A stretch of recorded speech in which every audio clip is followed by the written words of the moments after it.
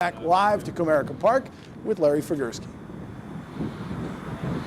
Hi, Jack. My apologies.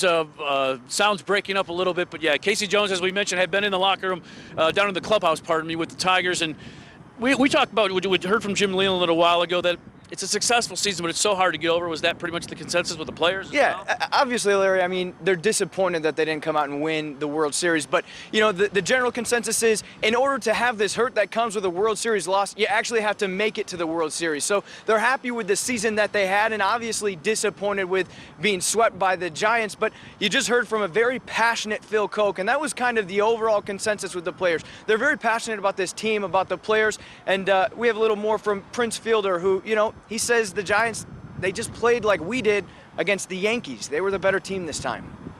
Like I said, they played excellent, man. You can't be, they just played well. I mean, there's nothing you can, you know, I think we played solid baseball. They just played better. More about them than you guys? I mean, of course, they're the champs. They're the World Series champs, you know.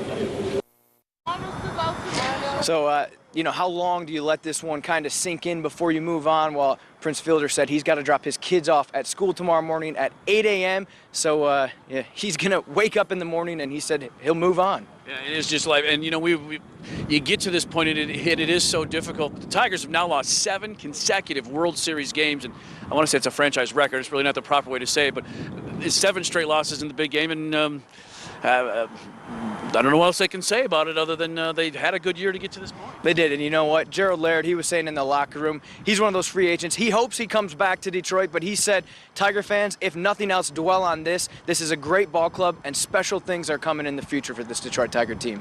One thing we'd like to point out, too, obviously when a team loses, sometimes there's concerns in the city. As we said, there's been a police presence here. Talked with a couple of state troopers from Michigan State Troopers just a couple seconds ago, and they said, really outside of maybe the Detroit police, there really hasn't been an expanded presence tonight as compared to yesterday.